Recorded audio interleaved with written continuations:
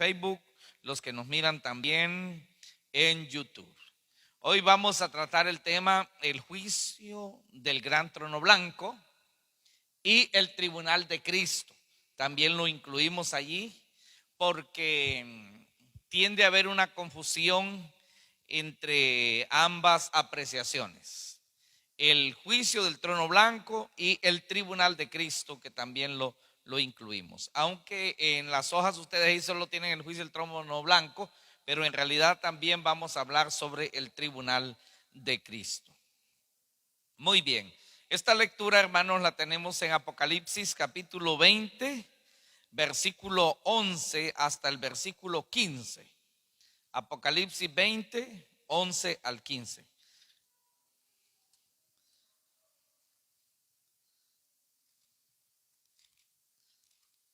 Después del reino de los 1000 años, vimos también pues la última gran batalla y hoy el juicio del trono blanco.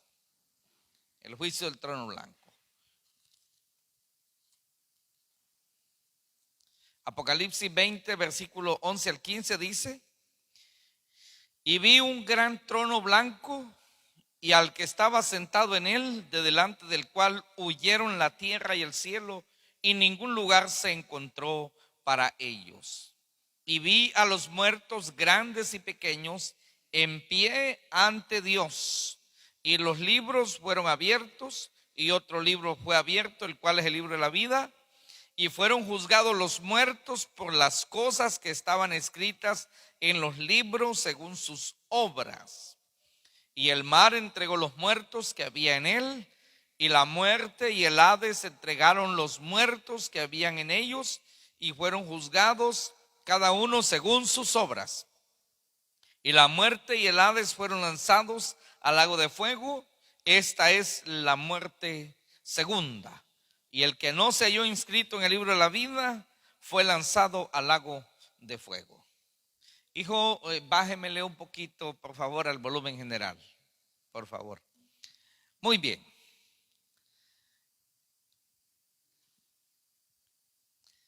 Este tema, el juicio del gran trono blanco, también es conocido con el nombre de el día del juicio final. Después de finalizar el reino de los 1000 años, después de la última batalla, pues con ellos termina la historia de la humanidad en su estado natural como lo conocemos hasta hoy. Ese estado natural y pecaminoso. La mala herencia de Adán queda totalmente destruida, pues la semilla del pecado nunca más se volverá a ver en la creación. Hoy vamos a desarrollar este contenido con el cual Dios termina su trato con el hombre en su estado pecaminoso. Es lo último. Termina el trato de Dios con el hombre en su estado de pecado, para dejar en el olvido esta triste historia del pecado, de Satanás, de sus demonios y de toda la forma de maldad que conocemos, para luego empezar la perfecta eternidad en un cielo nuevo y en una tierra nueva. Sé que eso es algo que para la gente incrédula es una utopía, es algo imposible, es una ilusión.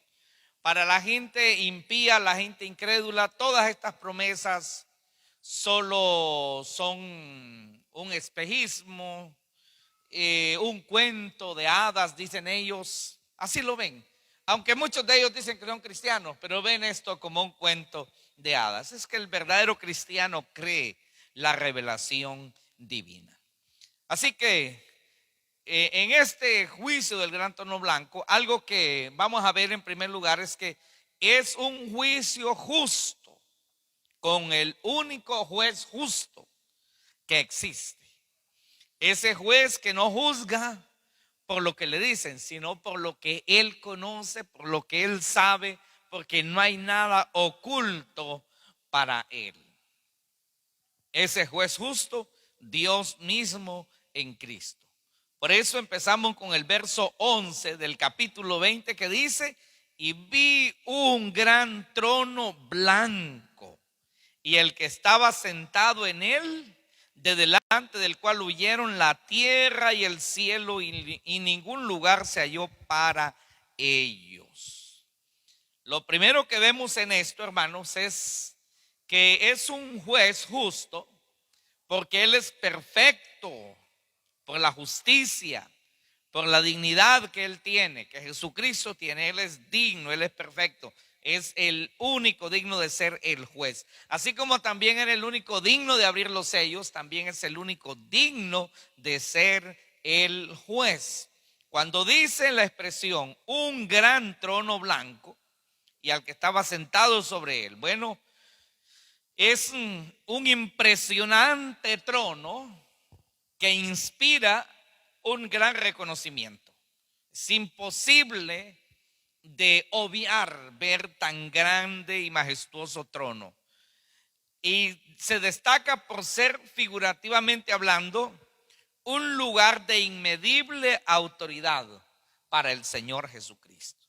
Un gran trono blanco, dado por toda la divinidad a Jesucristo. Grande, no un trono chiquito, sino a Jesucristo se le da toda la autoridad.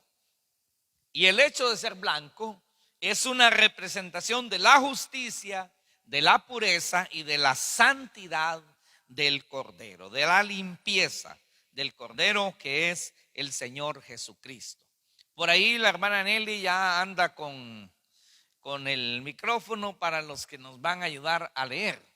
Así que tenemos aquí, por ejemplo, Juan capítulo 5, versos 22 y 23, donde el mismo Señor Jesucristo nos dice que el Padre ha delegado en él el juicio.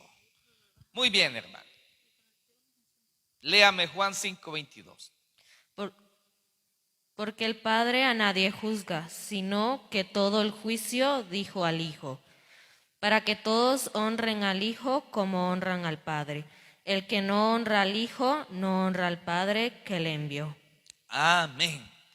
Decisión del Padre, que el juicio se le ha dado al Hijo, a Jesucristo. ¿Por qué? Porque Él es el Salvador. Él pagó el precio en la cruz por la salvación.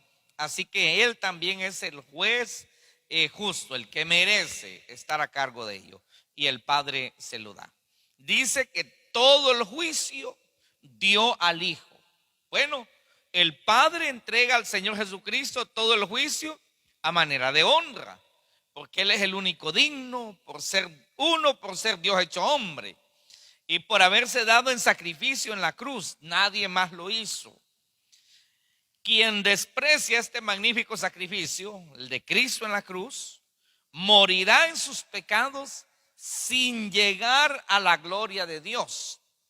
Y al contrario, haciéndose a la vez reo de eterna condenación, enfrentando su sentencia final en el juicio del gran trono blanco, por despreciar la única forma de ser salvo. Porque no existe otra manera de ser salvo más que creyendo en el sacrificio del Hijo de Dios, el cual se ejecutó en la cruz del Calvario. Y el que desprecia este sacrificio, asimismo se constituye un reo de eterna condenación. Otra frase muy importante en ese texto de San Juan 5:22, espero que vayan junto conmigo leyendo. Cuando yo paren ustedes también, ¿verdad? Y luego pues meditamos, pero quiero que vayamos juntos. Dice: para que todos honren al Hijo. Allí en Filipenses 2:11 también tenemos una escritura que enfatiza mucho la honra al Hijo, a Jesucristo. Pero viendo esta parte, para que todos honren al Hijo, la razón principal de este juicio es por no aceptar y honrar el sacrificio de Cristo. Si todo mundo, todas las personas recibieran el regalo que Dios ha dado de la salvación, del perdón, de la reconciliación en Jesucristo, el juicio del trono blanco no sería necesario que existiera. Es igual como hoy, por ejemplo, si todo mundo hiciera lo correcto, viviera conforme a la palabra del Señor, no existiría ni la policía tendría que existir, no tendría que existir el ejército, no tendría que existir las cárceles y los jueces y un ministerio público. Todo esto no tendría que existir porque nosotros haríamos lo correcto. Entonces, lo mismo es, si toda persona... quiero que me pongan atención, no lean ahorita. Si toda persona hiciera esto de venir a la reconciliación con Dios a tiempo, a una relación con Él, a ser salvos, no existiría el trono blanco, porque no habría nadie a quien declararle su sentencia. Pero a razón de que muchos han despreciado y no han aceptado a Jesucristo como el Señor y el único Salvador, no han recibido su sacrificio, no han creído en su redención, entonces será necesario el juicio del trono blanco para todas estas personas. La palabra honra, que dice aquí para que todos honren al Hijo, significa darle el valor merecido a su persona y a su sacrificio. Es lo que el Padre quiere, que a Jesucristo se le dé el valor que Él merece, tanto a Él como persona como lo que Él hizo. También es reverenciar su divinidad y poner atención a su obra redentora en la cruz, que eso valga mucho para la persona. Ser rebelde, despreciar y no creer este regalo de salvación es un gran insulto a Dios. Es un gran insulto a Dios. Y es entristecer también el corazón de Dios. No hay nada que entristezca más el corazón de Dios que ver al ser humano rechazando la única forma de ser salvo. Y eso entristece el corazón de Dios. Es un desprecio a la persona de Cristo, renunciando a la salvación que Él ofrece. Yo no sé si usted algún día ha preparado un regalo a un ser querido, a alguien con tanta especialidad, y cuando lo lleva se lo rechazan. Dice, no, yo no quiero eso. Y se siente mal, no se siente nada bien. Pero de pronto es algo que no tiene nada que ver entre la vida y la muerte, ¿verdad? Entre vivir o morir, ese regalo. Puede morir esa buena relación, pero en este caso de la salvación, rechazar la salvación representa perderse eternamente. Y es algo grave, por eso entristece el corazón de Dios. Filipenses capítulo 2, voy a leer esta escritura. Podemos leer, no sé si alguien la tiene allí. Filipenses capítulo 2, verso 8 al verso 11. El Padre cómo exalta a su Hijo Jesucristo por su sacrificio en la cruz. Filipenses 2, 8 al 11. No sé si alguien lo tiene por ahí. ¿Quién tiene el micrófono? Y por favor lo pueda leer. Filipenses 2, 8 al 11. Veamos cómo la tremenda humillación de Jesucristo le agenció la más grande exaltación de parte de Dios. Muy bien. Y estando en la condición de hombre, se humilló a sí mismo, haciéndose obediente hasta la muerte y muerte de cruz. Por lo cual Dios también lo exaltó hasta lo sumo y le dio un nombre que es sobre todo nombre, para que en el nombre de Jesús se doble toda rodilla de los que están en los cielos y en la tierra y debajo de la tierra, y toda lengua confiese que Jesucristo es el Señor, para gloria de Dios Padre. Amén. Estando Dios mismo, porque Jesucristo es Dios mismo, en esa condición de hombre, se humilló hasta lo más bajo, obediente hasta la muerte más difícil, la muerte de la cruz. Ahora, a razón de esto, Dios lo exalta hasta lo más alto. Y Dios espera que todas las rodillas de los ángeles, todas las rodillas de los hombres, Las rodillas de su madre María, de su padre José, su padre adoptivo, y de los profetas y de todo su pueblo y de toda la creación puedan doblarse delante de Jesucristo y con su lengua confesar que no hay otro Señor más que Jesucristo, que es Dios mismo. Amén. Toda lengua confiese que Jesucristo es el Señor para la gloria de Dios el Padre. El Padre se complace. Cuando volvemos al versículo 11 de Apocalipsis 20, en la segunda parte, después de decir que vio el trono blanco y el que estaba sentado en él, que es Jesucristo, y dice delante del cual huyeron la tierra y el cielo. Huyeron la tierra y el cielo. Sé que esta es una expresión un poco confusa, pero lo que está diciendo, esta es una manera ilustrativa de decir que ya no queda nada de la vida anterior. Porque recordemos que cuando llegamos al punto del juicio del trono blanco, prácticamente ya toda esta historia del pecado y de esta vida presente hoy, de esta vida imperfecta, ha quedado ya en el olvido. Así que ya no queda nada de la vida anterior, donde tanto el cielo como la tierra fueron contaminados por el pecado. Es la triste historia del pecado que ha terminado, sin haber ya más lugar para ninguna imperfección. Ya no existirá más la imperfección. El pecado será todo hermoso y maravilloso. La imperfección, el pecado ha trastornado hasta el universo. Todo fue afectado, no solamente la tierra. Vemos ese trono blanco, vemos al juez, a Jesucristo, y luego también allí mismo se presentarán todos los impíos que decidieron no ser regenerados, que decidieron no ser comprados con la sangre de Cristo, no quisieron aceptar el rescate, por lo tanto abrazaron el pecado y abrazaron la condenación. Y son los que estarán delante del gran trono blanco. Así que dejemos esa escena un poquito allí. Y quiero que pensemos también en lo que es el tribunal de Cristo. Porque cuando leemos en la Biblia el tribunal de Cristo, el juicio del trono blanco, y vemos estos lenguajes de un día estar en un juicio y que el Señor Jesucristo es el juez, cuando hablamos del trono blanco y el tribunal de Cristo tiende a confundirse. Pero son dos puntos diferentes.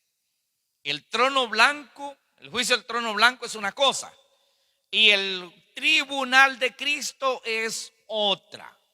Y tenemos que diferenciarlo cuando lo vemos en la Biblia, ¿verdad? Así que vamos a ver en este punto diferencia entre el juicio del gran trono blanco y el tribunal de Cristo. Primero, veamos un poco el tribunal de Cristo. Después vamos a volver a lo del trono blanco, al juicio del trono blanco. Pero primero veamos el tribunal de Cristo es para recompensar el trabajo de los redimidos. Para eso es el tribunal de Cristo. Y el juicio del trono blanco es un juicio condenatorio para dictar sentencia a los pecadores que no aceptaron la redención, que la rechazaron en toda su vida. No es un juicio, el juicio del trono blanco, no es para decidir quién se salva y quién no se salva. No. Todos los que van al juicio del trono blanco están condenados. Ya los que fueron salvos están salvos ya con Dios. Y ahora lo que tenemos aquí en el juicio del trono blanco son a los impíos que rechazaron la redención. Pero en el tribunal de Cristo lo que tenemos es la recompensa por el trabajo y la obra que se hizo para Dios. Así que tenemos aquí 2 Corintios 5:10. Muy bien, ¿tenemos la lectura?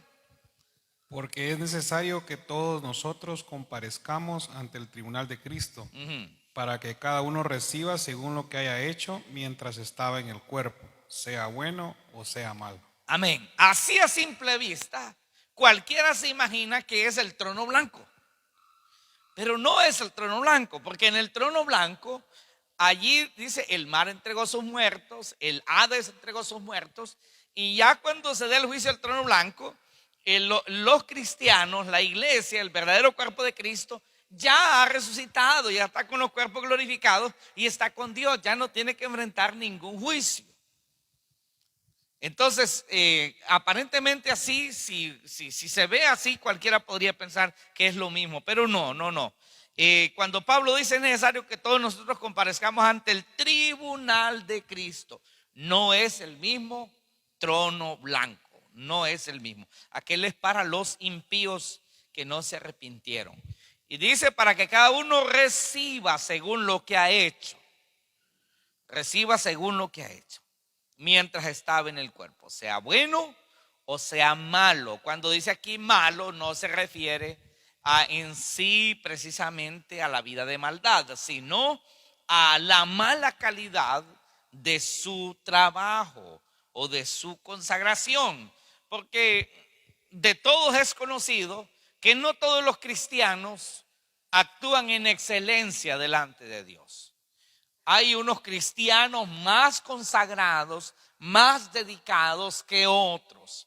Hay unos cristianos que son más apasionados por Dios, aman a Dios, aman su obra. Son gente que pueden dar hasta su vida por Cristo, como lo hizo Pablo. Se ofrendan en cuerpo y alma. Pero hay otros que son más rogados, son medio, pero ahí están. Hay de toda calidad de cristianos. Y el tribunal de Cristo es para esto. Hay unos que están haciendo una obra excelentísima, con excelente calidad, y otros de mala calidad, pero algo están haciendo. ¿Qué es el tribunal de Cristo? Es un tiempo dedicado allá en el cielo para conceder honra y recompensas de parte del Señor para todos los miembros de su iglesia que obedecieron la gran comisión, esforzándose para hacerlo de la mejor manera y de la forma más legítima y de acuerdo a su palabra. En este acontecimiento también los renuentes y poco apasionados en servir a Cristo enfrentarán la vergüenza de no haber dado el fruto que Dios esperaba de ellos. Pero no tiene nada que ver con condenación, sino solamente con vergüenza. Y por ende, pues también conocer por qué causa no serán recompensados con algunos de los bellos privilegios que da Dios en el cielo. Por eso es que en un momento dice el apóstol Pablo, advirtiendo a la iglesia de ser más vehementes con el Señor, no sea que cuando Él venga y estemos delante de su presencia, nos avergoncemos de Él, nos alejemos de Él avergonzados.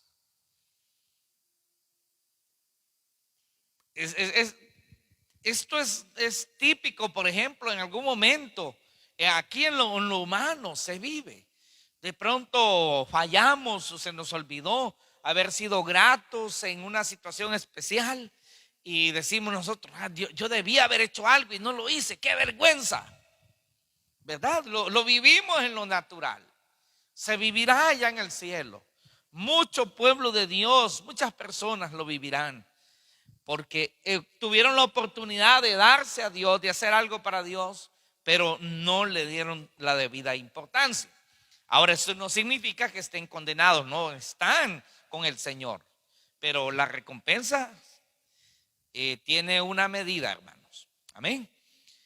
Quiero que veamos algo en esto. Número uno es que el tribunal de Cristo no es para condenación. ¿Por qué? Porque la misma palabra del Señor lo dice. ¿Qué dice Romanos 8:1? Ahora pues, ninguna condenación hay para los que están en Cristo Jesús, los que no andan conforme a la carne, sino conforme al Espíritu. No es para condenación, dice ninguna condenación hay ya para los que están en Cristo. No hay condenación. Número 2, el tribunal de Cristo es para dar cuenta de todo lo que se le confió a su pueblo. Hebreos 4:13. ¿Quién lo va a leer? Amén. Ujú.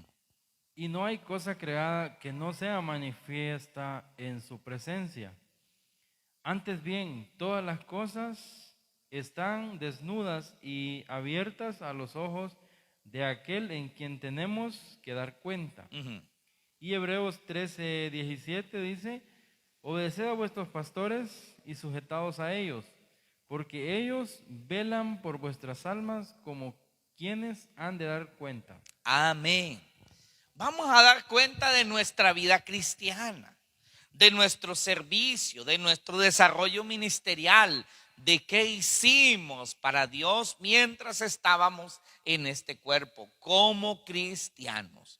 No es un juicio sobre el pecado, hermano. No tiene nada que ver con el pecado. Es sobre el servicio. Amén. ¿Estamos claros? Para eso es el tribunal de Cristo. Para rendir cuenta y recibir premios a la vez. Es para el pueblo redimido. Hablemos un poquito sobre las coronas de la recompensa que Dios dará y tiene que ver con esto del tribunal de Cristo. Las coronas de la recompensa. Una de las coronas que se menciona en la Escritura es la corona de justicia. ¿Para quiénes es la corona de justicia? Bueno, para todos los que aman y anhelan la venida de Cristo. Fíjese que este es tan práctico, debería de ser una corona tan fácil de ganar, porque anhelamos, deseamos que venga nuestro Señor Jesucristo. El deseo de que Cristo venga debería de ser más intenso de como cuando el hijo espera al papá que anda de viaje. O más intenso de que cuando el novio espera a la novia o la novia espera al novio, ¿verdad? Debería de ser así con ese anhelo, con ese deseo. Pero muchos no le dan valor, importancia a la venida de Cristo. Pero mire lo que dice, hay corona de justicia para los que aman y anhelan su venida. ¿Qué dice 2 Timoteo 4:8? Segunda de Timoteo 4:8. Ujú. Por lo demás, me está guardada la corona de justicia, la cual me dará el Señor, juez justo en aquel día, y no solo a mí, sino también a todos los que aman su venida. Amén. A los que aman, a todos los que aman su venida. Esto de la venida de Cristo, esto de amar la venida de Cristo, aún dentro del mismo pueblo cristiano, es algo que no tiene el impacto, el valor y la fuerza que merece. No digamos para la gente del mundo, ¿verdad? La gente no cristiana, para ellos este es un cuento, es un cuento. Hay otra corona que se le llama la corona de vida. Esta corona es un premio por haber resistido las tentaciones y las pruebas. Vamos a ver, ¿quién tiene Santiago 1:12?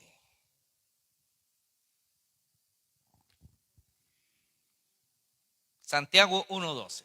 Bienaventurado el varón que soporta la tentación, porque cuando haya resistido la prueba, recibirá la corona de vida que Dios ha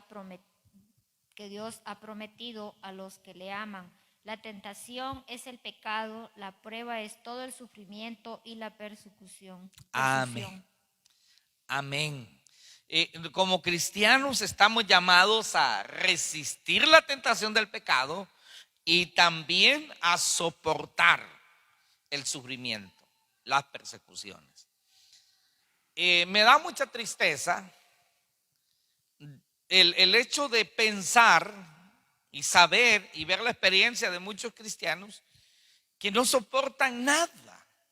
Son tan frágiles que en pequeñas cosas están casi renunciando a Cristo.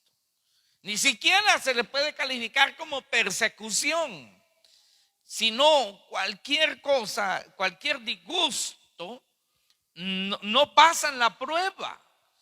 A veces esas pequeñas presiones de la misma familia hacen que el cristiano se debilite. Qué triste es esto.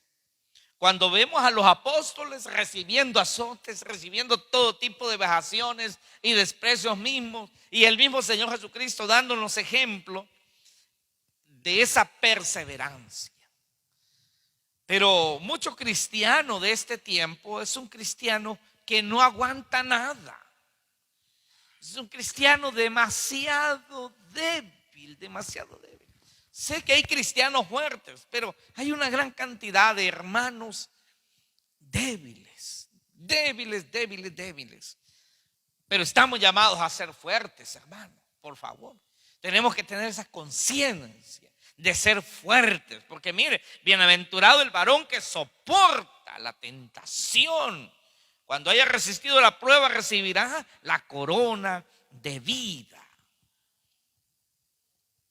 Es que a veces hasta en el mismo ministerio hay pastores renunciando porque no soportan ciertas cosillas que se dan dentro de las iglesias, y no resisten. De pronto la hablada de alguien, la murmuración de alguien, la crítica de alguien, eso es lo de menos, eso es tan superficial, eso es tan pequeño, eso es tan minúsculo. Pueden haber 5 personas en la iglesia hablando mal contra usted y eso no es nada, eso es minúsculo. Puede haber 5, 6, 7 personas diciendo mentiras contra usted y poniéndolo por el suelo, eso no es nada. Eso es algo microscópico. Terrible era lo que le hacían a los apóstoles. Los encarcelaban, los encadenaban, los azotaban, los crucificaban. Pero ellos se mantenían. Amén. Tenemos que estar dispuestos a sufrir. Pero a veces ni siquiera se llega a eso. Simplemente una mala mirada de alguien, o que alguien no lo tomó en cuenta para algo, es para unas personas eso la gran tribulación. Cosas pequeñísimas, ínfimas, no pueden resistirlas siendo tan microscópicas. Pero hay bienaventuranza, dice, recibirán la corona de vida los que resisten las pruebas y las tentaciones. Número 3, la corona incorruptible de gloria.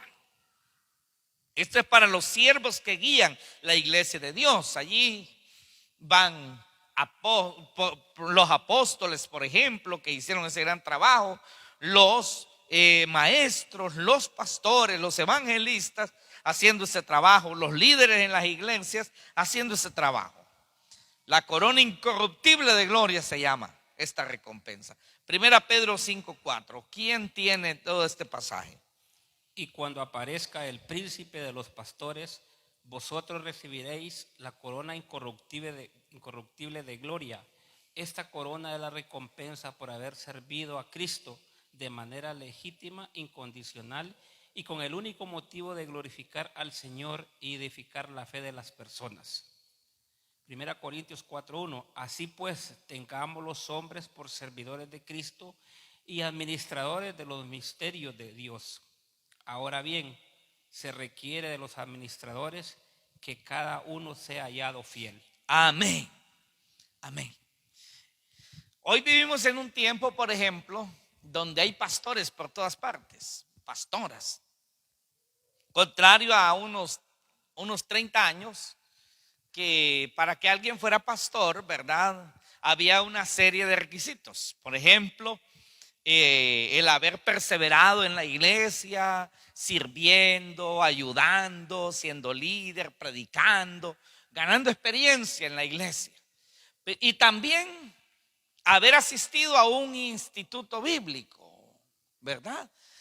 A capacitarse. Entonces este hermano que ya tenía todo un recorrido, un testimonio, una experiencia, calificaba para ser un pastor.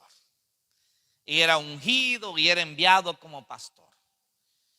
Hoy no, hoy cualquiera es pastor. Se da en muchos casos, en muchos lugares, que alguien pues ya tomó un poco de notoriedad dentro de la iglesia, pero luego se peleó con el pastor o se peleó con alguien más y dice: yo me voy de la iglesia, y se lleva un grupito de hermanos y los planta en un cierto lugar y ya es pastor de una iglesia. Así es la modalidad hoy. ¿Y qué pasa? Estas personas no tienen ni la experiencia, ni el testimonio, ni el recorrido, ni la capacitación, y hacen locuras, inventan cosas y ponen en descrédito el evangelio del Señor Jesucristo. Y todo esto infla la apostasía, hermanos. Y eso se da hoy en este tiempo. Hace unos 30 años, por ejemplo, referirse a un pastor era algo bastante honorable. Hoy hablar de un pastor, pues por lo general la gente ya no se imagina algo honorable porque cualquiera lo es. Ganar la honorabilidad como pastor realmente en este tiempo lleva años. Lleva años. ¿Por qué hago este énfasis? Porque dice que cuando venga el príncipe de los pastores, dice: vosotros recibiréis la corona incorruptible de gloria. Pero ¿a quién les está hablando? A los que han hecho un trabajo legítimo, correcto, delante de Dios. Porque hay mucha gente que se llaman pastores hoy y lo que son es lobos rapaces, hermano. Gente sin vergüenza. Terribles bandidos, hermano. Horroroso, horroroso. Bajo ese nombre de pastor o de profeta o de maestro o de evangelista, muchos hacen cosas terribles y ponen en gran descrédito la iglesia del Señor Jesucristo. Pero esos, hermanos, van a aparecer en el juicio del trono blanco. Esos no van a aparecer en el tribunal de Cristo. No, en el juicio del trono blanco van a aparecer esos. Lo vamos a ver ahí más adelante. Porque en el tribunal de Cristo van a aparecer los pastores, los líderes, los evangelistas, los maestros, los que están haciendo el trabajo para el Señor, pero lo hacen legítimamente, por lo que dice la Escritura. Téngannos los hombres por servidores de Cristo, administradores de los misterios de Dios. ¿Y qué dice? Se requiere que cada uno sea hallado fiel. Amén. Sea hallado fiel. Estamos viendo esa diferencia. Razones para presentarnos ante el tribunal de Cristo. Por ejemplo, cada miembro tiene una responsabilidad individual ante el tribunal de Cristo. Individual. ¿Quién tiene 1 Corintios 3:10? Amén. 1 Corintios 3:10. Conforme a la gracia de Dios que me ha sido dada, yo como perito arquitecto puse el fundamento y otro edificará encima. Pero cada uno mire cómo sobreedifica. Cada uno. Dice, cada uno mire cómo sobreedifica. Es responsabilidad suya, de cada miembro de la iglesia, mirar la manera de sobreedificar. O sea, hacer su parte. Pero ese es otro fenómeno adverso en la iglesia del presente. Pónganme atención a esto. Por ejemplo, en la mayoría de las iglesias piensan que el único que debe hacer el trabajo ministerial de animar a los hermanos, de llevar gente a Cristo, es tarea del pastor, nada más del pastor. Y los líderes, pero por lo general es el pastor. Es que no lo animó el pastor. No, es que no recibió el consejo del pastor o el líder. No, todos debemos participar en animar, no en desanimar, hermano, porque también hay hermanos expertos en desanimar. Pero el trabajo es edificar, no derribar. Cada uno dice, mire cómo se sobreedifica, no dice cada uno mire cómo arruina lo que otro hace. Debemos estar conscientes de qué estamos haciendo para mejorar la iglesia de Cristo. Número 2, evitar juzgar al hermano antes de tiempo, tomando el lugar de Cristo. Cuidado con convertirnos en jueces de los hermanos, porque eso sería tener el tribunal de Cristo aquí en la tierra, donde nosotros ocupamos el lugar de Jesús para hacer un juicio a los hermanos. No, hermano. Ni usted tiene el tribunal de Cristo, ni usted es Cristo para hacer juicio a los hermanos. ¿Quién tiene 1 Corintios 4:5? 1 Corintios 4:5. 1 Corintios 4:5. Así que no juzguéis nada antes de tiempo, hasta que venga el Señor, el cual aclarará también lo oculto de las tinieblas y manifestará las intenciones de los corazones. Y entonces cada uno recibirá su alabanza de Dios.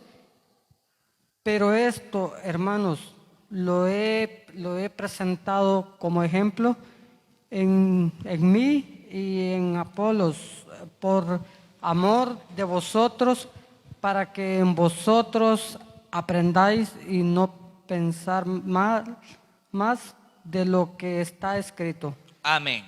Gracias, hermano. ¿Qué dice? No juzguéis nada antes de tiempo. Dice hasta que venga el Señor, hasta el juicio del trono blanco.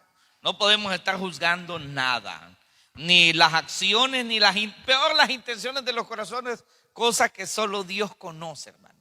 Las intenciones del corazón solo Dios las conoce. Esto no está bien. Hay que dejar eso para que lo haga Cristo. Amén. Para que lo haga Cristo. El único juicio valedero para la iglesia en el presente, ponga atención a esto que le estoy diciendo, el único juicio valedero para la iglesia hoy en el presente es un juicio administrativo. Este juicio es para mantener el orden y el testimonio en la iglesia y lo ejecutan sus pastores y sus líderes, pero es algo formal. Lo tenemos ahí en 1 Corintios 5:12. ¿Quién tiene el micrófono hoy? 1 Corintios 5:12. ¿Alguien más? Porque, ¿qué razón tendría yo para juzgar a los que están fuera? ¿No juzgáis vosotros a los que están dentro? ¿Por qué a los que están fuera Dios juzgará? Quitad pues a esos perversos de entre vosotros. Muy bien, muy bien. Mire, Pablo dice, no hay ninguna razón para que yo juzgue a los de fuera, o sea, los inconversos. Eso Dios los va a juzgar en el juicio del trono blanco. Ahora dice también, no juzgáis vosotros a los que están dentro, o sea, dentro de la iglesia, hacer juicio. Y dice, a los que están afuera Dios los va a juzgar en el trono blanco. Pero ¿qué era lo que había pasado en la iglesia de Corinto? Bueno, había un hombre perverso que decía que era miembro de la iglesia, que era de Cristo, y estaba teniendo relaciones sexuales con su madrastra. Eso estaba haciendo este hombre, cometiendo inmoralidad sexual, y era cristiano, era miembro de la iglesia. Hermanos, si alguien dentro de la iglesia, sea líder o sea un hermano, está haciendo algo incorrecto de todas estas cosas, hay que llamarlo, sentarnos con él, hablar con él y ver pues cómo va a superar esa situación. Y si no, ya no lo vamos a tomar en cuenta. Si es líder, no lo vamos a tomar en cuenta como líder. Y si es un hermano de la iglesia que tiene cargos en la iglesia, sea en la alabanza, el ministerio de niños o otro ministerio dentro de la iglesia, ya no lo vamos a tomar en cuenta para ningún ministerio. Podrá estar dentro de la iglesia y venir y reunirse y estar aquí, pero no va a tomar parte en el ministerio, a servir, a involucrarse. No porque está dando un mal testimonio. Por eso decía aquí, quiten a ese perverso de en medio de ustedes. Y sigue hablando Pablo, dice, qué barbaridad, no hay nadie ahí maduro para que juzgue esa situación, para que pongan orden. Ese tipo de juicio es correcto, pero no lo hace cualquiera. No es todo mundo juzgando a todo mundo, no. Hay quienes ya está establecido por la palabra, quienes lo van a hacer. Los líderes de la iglesia, el pastor o los líderes de la iglesia, y juntos van a tratar ese problema.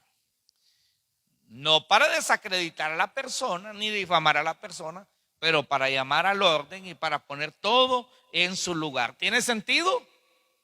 ¿Tiene lógica?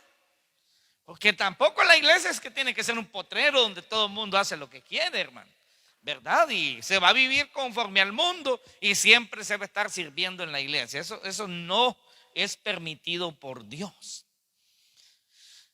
Hablando de las razones para presentarse ante el tribunal de Cristo, es que todo debe acoplarse al fundamento original del diseñador, Cristo. No ponemos nosotros las normas, las pone Cristo. Esa es la diferencia de la religión falsa. La religión falsa, ellos dictan las pautas y las normas. No, la religión verdadera, dice el apóstol Santiago, tiene que someterse a Cristo, dice Santiago, el escritor de Santiago, de la carta de Santiago. Tiene que someterse a Cristo, la verdadera religión. Vamos a ver, 1 Corintios 3:11. ¿Quién tiene allí el micrófono? Porque nadie puede poner otro fundamento que el que está puesto, el cual es Jesucristo. 1 Corintios 3:12. Y si sobre este fundamento alguno edificará oro, plata, piedras preciosas, madera, heno, hojarasca, la obra de cada uno se hará manifiesta, porque el día la declarará, pues por el fuego será revelada, y la obra de cada uno, cual sea, el fuego la probará. Amén. Todo esto está hablando en sentido figurativo. Pero el fundamento ya está puesto, es Cristo. Es lo que Él dice en su palabra, lo que el Espíritu Santo dijo a través de los apóstoles. Ese es el fundamento, no hay más. La iglesia no tiene que inventar. E incluso la iglesia no hace doctrina. La iglesia tiene que estudiar la doctrina que ya existe, que es la de Jesucristo. Decía un individuo por allí, ¿verdad? Hablando de su religión, y decía, tú tienes que someterte a la doctrina de la iglesia. No. Usted no tiene que someterse a la doctrina de la iglesia. Usted tiene que someterse a la doctrina de Cristo. Porque la iglesia puede inventar. La iglesia somos nosotros, los seres humanos. No, la iglesia no hace doctrina, hermano. La iglesia no crea doctrina. Ninguna iglesia crea doctrina. Puede crear doctrina, pero doctrina falsa. Pero la doctrina verdadera no la crea la iglesia. La doctrina verdadera la dio Dios. Y la iglesia lo que hace es estudiar la doctrina. Amén. Ese es el fundamento, ya está puesto. Dice, no se puede poner otro. Entonces dice, la obra que permanece y no pierde su valor es la obra que se compara con oro y con plata y con piedras preciosas. El oro simboliza la vida de justicia llena de autenticidad y dignidad. Cristianos auténticos, dignos, en una vida correcta. La plata simboliza el buen entendimiento, la vida correcta. Esta obra representa al trabajo que se hace por amor a Cristo, con sinceridad, de buena gana, sin vanagloria, sin autoexaltación, con perseverancia, con paciencia, de manera incondicional, buscando cada vez más la excelencia para Cristo, de acuerdo a la Biblia. No de acuerdo a lo que yo quiero, lo que a mí me gusta, no, pero es que es lo que a mí me gusta. Hoy vivimos en un mundo donde dice que cada quien hay que respetar lo que cada quien quiere ser. Eso anula el fundamento. Porque si vamos a estar en una iglesia donde cada quien va a hacer lo que quiera, porque hay que respetar la libertad de cada quien, no dejen que cada quien sea lo que quiera hacer. En la iglesia no funciona eso, hermano. Por eso es que no nos van a querer, no nos quieren y no nos van a querer como cristianos. Porque en la iglesia no se trata de que cada quien sea como quiera ser. No, aquí vamos a ser como Cristo quiere que seamos. De eso se trata, no de yo, sino de Cristo. Por eso Pablo decía, ya no vivo yo, vive Cristo en mí. Lo que ahora vivo, lo vivo en la fe del Hijo de Dios. Si se trata de que cada quien sea como quiere ser, entonces Cada quien que se quede mejor en su casa y viva su vida y no pertenece a ninguna iglesia. Pero si vamos a pertenecer a la iglesia de Cristo, vamos a vivir conforme a Cristo. Amén. Él es el Señor y nosotros sus siervos, sus súbditos. La otra obra, la obra vanidosa, de corto tiempo y de poco valor, es la que se compara con madera, con heno y con hojarasca. Esta representa la realización de cualquier obra buena, pero sin la calidad necesaria. Algunos ejemplos: obra por competencia o por vanagloria, ofrendas por obligación, trabajo de mala gana o con murmuración, obras para agradar a los hombres y no a Dios. Esta obra puede servir en algo aquí en la tierra, en algo, pero el Señor no la va a recompensar, hermano. Aún las ofrendas.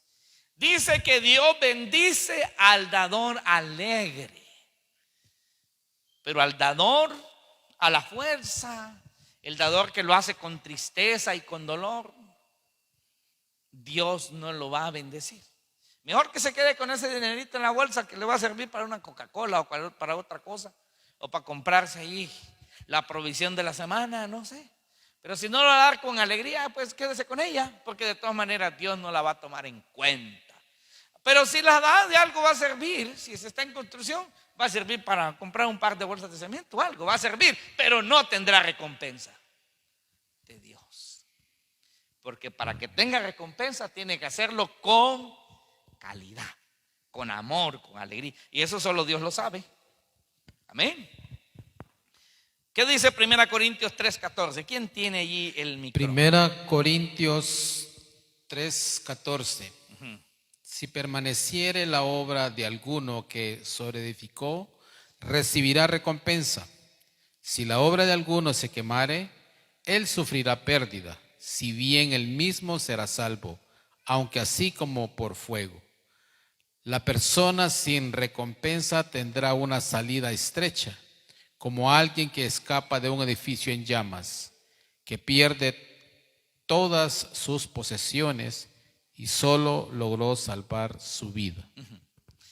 Eso es lo que dice 1 Corintios 13:14. De ese tipo de cristiano que hace algo en la iglesia, hace algo para Dios, pero no lo hace con la calidad. Pero es verdadero cristiano, solo que no está dando el fruto como debe ser. Está dando un fruto, como decimos en buen hondureño, helado, tullido, ¿verdad? Pero de algo sirve. Como esos ayotes que se echan a la sopa, ¿verdad? Y cuando se echan ahí se aturran todos, ¿verdad? Pero con hambre se van también. Pero no es la calidad, no es la calidad. Y Dios que conoce todo, hermano. Dios sabe todo lo que hacemos. Él sabe cuando usted está cantando ahí en ese lugar, si usted lo está haciendo con corazón de verdad. Y cuando no lo está haciendo de verdad para Dios, Dios lo sabe. Dios lo sabe. Cuando se pasa aquí al frente y se hace algo para Dios, Dios sabe con cuánto corazón se está haciendo, o solo se está haciendo por obligación o porque alguien lo presionó, y Dios lo conoce. Pero hay algo que dice este texto: si permaneciere la obra de alguno que sobreedificó, recibirá recompensa, porque era de buena calidad. Si la obra de alguno se quemare, va a sufrir pérdida. Pero a esto quiero llegar. Y si bien él mismo será salvo, porque no tiene nada que ver con salvación, no son obras para salvación, aunque así como por fuego. Sí, es como cuando una casa se está quemando y le tocó salir tan a la carrera que no sacó nada. No sacó ni la camisa que más le gustaba, no sacó la computadora, no sacó el dinerito que tenía guardado ahí debajo del colchón, no sacó nada. Apenas pudo salvarse él. Esa es la comparación. Apenas pudo salvarse él. La persona sin recompensa va a tener una salida estrecha. Estrecha. Escasamente pudo ser salvo. Eso es lo que hemos hablado sobre el tribunal de Cristo. ¿Quedamos claros, hermanos, con el tribunal de Cristo? Amén. ¿sí? Es vamos a decir así, podemos llamarlo así, es como un juicio, vamos a decirlo así, de recompensas, de premiaciones y recompensas para dar cuenta. Porque quiero que pensemos en esto. Cuando hablamos de un juicio, no estamos hablando precisamente de condenación. Cuando alguien lo están enjuiciando, el juicio en sí no es una condenación, hermano. La palabra juicio tiene que ver con pesar, sobrevalorar lo que alguien es, ¿verdad? Entonces eso es lo que se va a hacer el juicio del trono blanco. Pesar, valorar lo que hicieron los cristianos. En el juicio del trono blanco, bueno, el tribunal de Cristo es pesar y valorar lo que hicieron los cristianos. En el tribunal de Cristo, en el trono blanco, el juicio del trono blanco es pesar y valorar lo que hicieron de pecado, las obras de pecado que hicieron los impíos, y también valorar las obras buenas que hicieron, pero que no lo salvan, ni tampoco pudieron equiparar con las obras de maldad. Así que veamos esto para terminar. El juicio del trono blanco es para los impíos. El tribunal de Cristo es para los cristianos, verdaderos cristianos. El juicio del trono blanco es para los impíos, o sea, los incrédulos despreciadores. ¿Quién tiene Apocalipsis 20:12? Y vi a los muertos, grandes y pequeños, de pie ante Dios, y los libros fueron abiertos, y otro libro fue abierto, el cual es el libro de la vida. Y fueron juzgados los muertos por las cosas que estaban escritas en los libros, según sus obras. Y el mar entregó los muertos que habían en él, y la muerte y el Hades entregaron los muertos que habían en ellos, y fueron juzgados cada uno según sus obras. Amén. Amén. Un gran error que comete la gente por ignorancia es pensar que el juicio es todo algo revuelto, cristianos y no cristianos, recompensa y todo un solo. No, esto tiene un proceso, unos en un tiempo, otros en otro tiempo. ¿Por qué decimos que el juicio del trono blanco es para los impíos, los no convertidos a Dios? Por el lenguaje usado en los versículos 12 y 13. Por ejemplo, dice, vi a los muertos, grandes y pequeños, vi a los muertos. Pero con los verdaderos cristianos, ¿qué pasó? Dice, los muertos en Cristo resucitarán primero.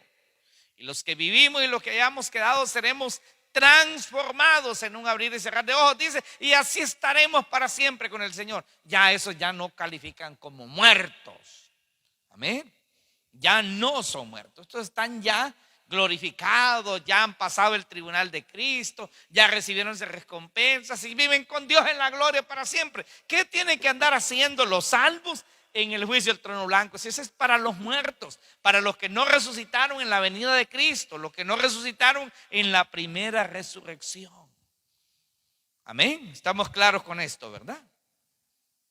Muy bien. Dice, vi a los muertos, grandes y pequeños. El término muerto se usa para los que no han resucitado y murieron en pecado. En este juicio no estarán los redimidos, ya que resucitaron en el arrebatamiento de la iglesia, en la llamada primera resurrección y también llamada mejor resurrección.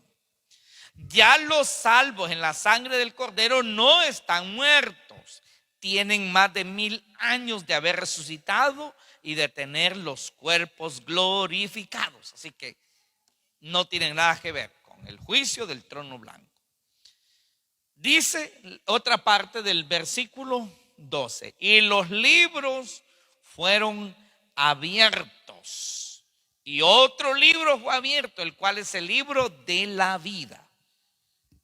Estos son los libros donde se registran las buenas obras y también las malas obras, y servirán para demostrar lo culpable que son y lo incapaces que son las obras para salvarlos, y que sus pecados nunca fueron borrados al no poner su fe en Jesucristo. Esa es la sentencia que se va a dar en el juicio del trono blanco. Le sacarán el libro de las obras a la persona, pero resulta ser de que van a pesar más las obras malas que las obras buenas. Además, las obras buenas no salvan a nadie, porque la única obra que salva al humano es la obra de Cristo en la cruz. Y esa no la hacemos nosotros, la hace Jesús. Las buenas obras no salvan a nadie. No pueden salvar a nadie. Por ejemplo, hay una mujer famosa que hace películas. Se me olvida el nombre de esta mujer, pero la mencionan muy seguido porque ella tiene ya como 12 hijos, pero son adoptados todos. Adopta de todo color, negritos, chinitos y de todo. Y hace esa buena obra ella. Los cría como que fueran sus hijos, les da educación y todo. Buenas obras. Pero ¿sabe qué es lo triste? Esas buenas obras no la pueden salvar. Porque esas buenas obras no borran el pecado. No hay ninguna buena obra que borre el pecado. Solo la sangre del Cordero. Ojalá ella decida creer el sacrificio de Cristo, porque seguramente lo sabe. No hay quien ignore esto. Ojalá, para que pueda ser salva. Pero las buenas obras no le salvarán. Así que en el tribunal de Cristo le sacarán todas sus obras, pero le van a sacar las malas también y las obras buenas. Y al final la conclusión es: las malas lo condenan y las buenas obras no lo salvan. Así que está cabal. Las malas obras lo condenan, las buenas obras no lo salvan. No hay nada que hacer, está sentenciado. Eso es lo triste del juicio del trono blanco. Estamos también dice, y quiero que alguien me lea ahí, y fueron juzgados. Amén. Y fueron juzgados los muertos por las cosas que estaban escritas en los libros, según sus obras. Juzgados, o sea que se determinó y se decidió condenar a los muertos por todo lo que estaba escrito en los libros. Las malas obras y las posibles buenas obras que solo sirvieron para gloriarse y despreciar el sacrificio de Cristo. Bien, es la única oportunidad de ser salvos de la condenación del diablo y el pecado. Libros, libro de memoria, libro de buenas y malas obras, libros de la vida, la Biblia, el libro.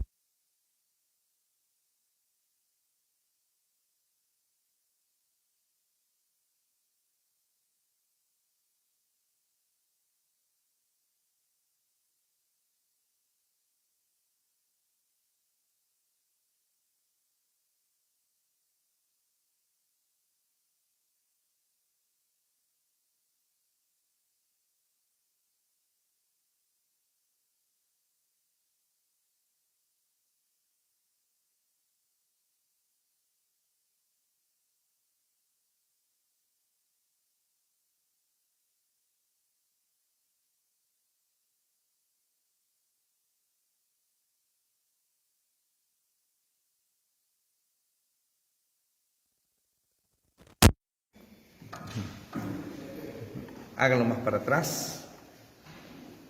Pedimos disculpas a los que nos miran en la transmisión. Tuvimos un problema con la energía, pero estamos ya a punto de terminar. Venga, hermano, aquí cerquita de la cámara para que pueda ser captada la lectura. Acérquese más, acérquese más. ¿De nuevo? Sí, ahí cerquita, por ahí cerquita. Y fueron juzgados los muertos por las cosas que estaban escritas en los libros, según sus obras. Juzgados, o sea que se determinó y se decidió condenar a los muertos por todo lo que estaba escrito en los libros, las malas obras y las posibles buenas obras, que solo sirvieron para gloriarse y despreciar el sacrificio de Cristo. Tiene la única oportunidad de ser salvos de la condenación del diablo y el pecado. Libro de memorias, libro de buenas malas obras, libros de la vida, la Biblia y el libro de Dios y la conciencia de cada uno de ellos. Romanos 2, 14 y 16. Muy bien. Todo esto va a influir, hermanos, en el juicio del trono blanco para los impíos. Allí Jesús dijo que de toda palabra ociosa que hablen los hombres, de eso van a dar cuenta. Mire, de cada palabra que la gente dice y que no es borrada por la sangre de Cristo, se van almacenando en el libro de las buenas y de las malas obras. Ahí se va almacenando. Hay otro libro mencionado en Malaquías que es el libro de memorias. El libro de memorias es cada vez que hay una reunión y donde se habla de Dios, el libro de memorias registra todo lo que ahí se está haciendo en el libro de memorias. Por ejemplo, esta reunión está siendo registrada en el libro de las memorias. Y allí se dice que usted asistió a este estudio bíblico. Un ejemplo. No hay nada que se escape al conocimiento de Dios. Así está escrito. Libro de memorias. También el libro de la vida, que es donde están los nombres de los que son salvos. En el caso del juicio del trono blanco, el libro de memorias está allí, el libro de la vida está allí para decirle a las personas que allí no están. No es para buscarlo a ver si está fulano en el libro de la vida y dónde está y no lo hallamos. No, Dios no hace eso, Dios no tiene necesidad de eso. Es solo para decirle, en este libro no estás. Y si no estás, no eres salvo. Solamente es para clarificarle que no está su nombre en ese libro. Por lo tanto, no es salvo. Otro libro que nos va a faltar, hermanos, es la Biblia misma. Que no va a faltar, porque las personas, para usar el micrófono tendríamos que reconectarlo otra vez ahí. Y se nos fue ayer que nos ayude. El libro, otro libro que no va a faltar en el juicio del trono blanco es la Biblia. La Biblia. Ese libro no puede faltar. ¿Por qué? Porque está escrito y dice que serán juzgados, dice, conforme a mi evangelio. Si ya se activó el equipo, hijo. Sí. Muy bien, pero hay que conectar otra vez. Conéctelo bien. Gracias. Muy bien, gracias. La Biblia no puede faltar, porque las personas no pueden alegar allá ignorancia, porque Dios ha estado hablando desde siglos a través de su palabra. Así que va a estar ahí la Biblia para referenciar y asegurar que la revelación fue dada, pero no la quisieron escuchar. Y algo más, que también es otro escrito, la Biblia lo menciona, escrito dice en sus conciencias. La conciencia va a acusar o va a defender al individuo, pero en este caso va a ser para acusarlo, incluso la misma conciencia va a acusar al individuo. Eso lo encontramos, por ejemplo, en Romanos capítulo 2, verso 14 al 16. Para las personas que nunca recibieron la revelación de la palabra de Dios, nunca tuvieron la Biblia, nunca. Entonces dice que serán juzgados por ley de conciencia. Dios sabrá cómo va a hacer eso, por una ley de conciencia.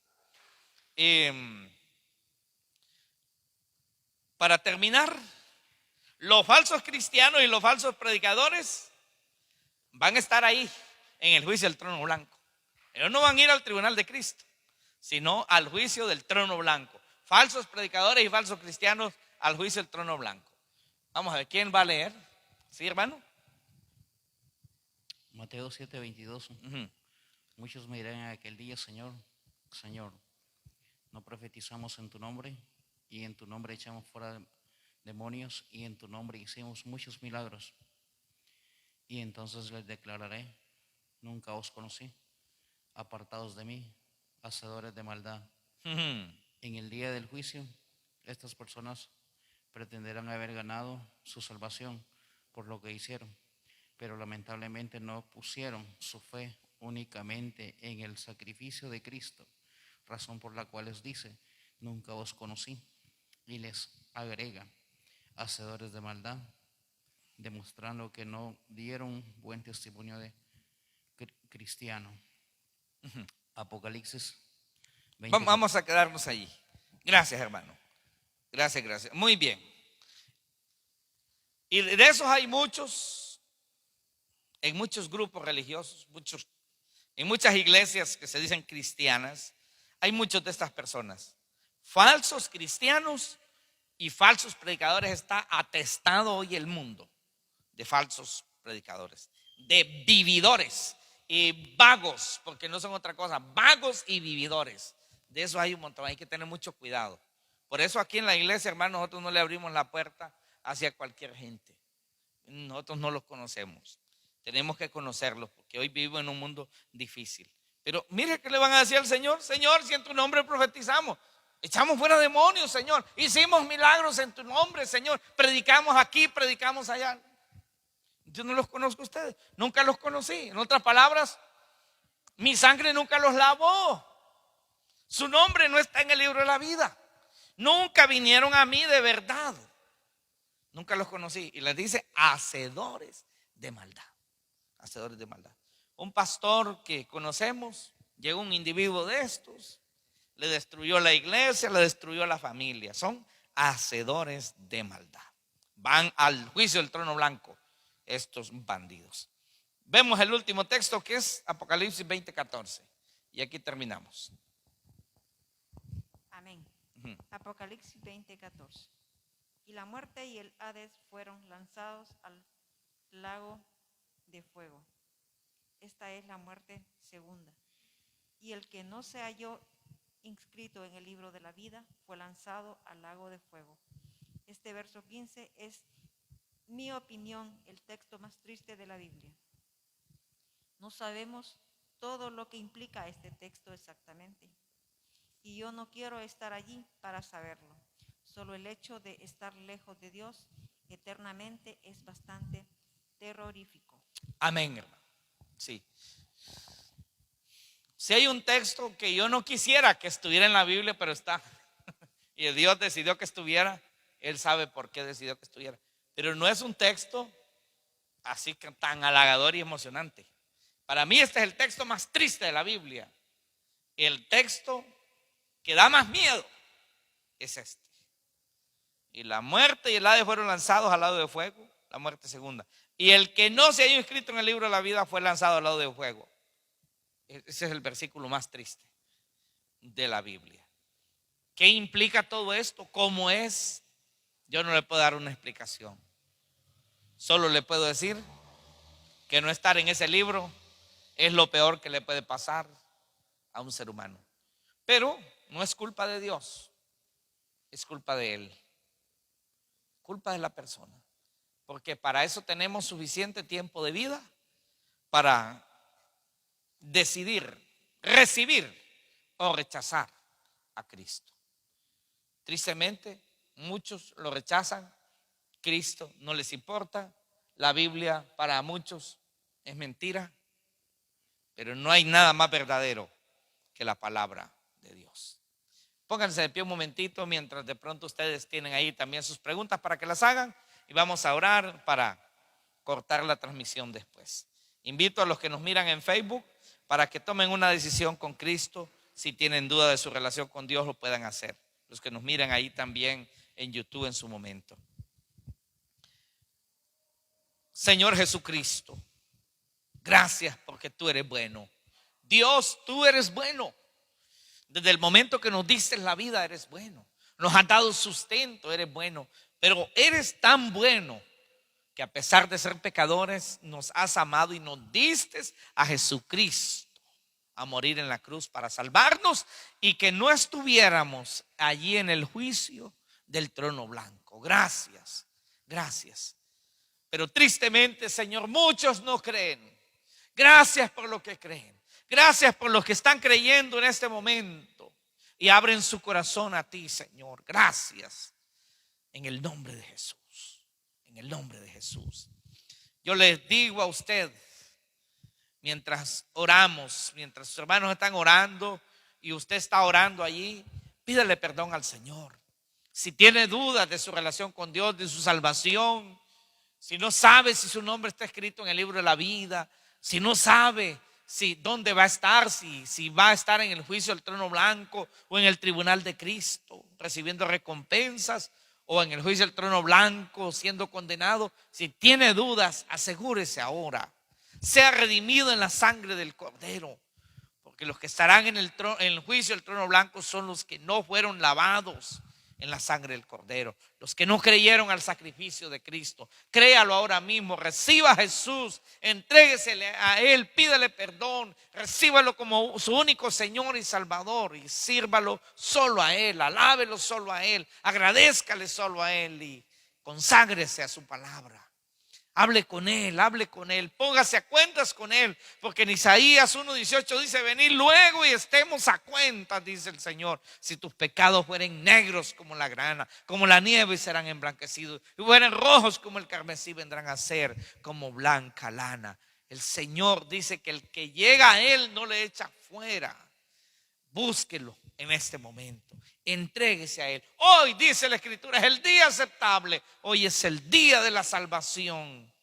Hoy es el día oportuno. Mañana no existe. Hable con Dios, pídale perdón, recíbalo como Señor y Salvador. Pídale que su nombre esté escrito en el libro de la vida. Pida ser lleno del Espíritu Santo. Pide el bautismo del Espíritu Santo.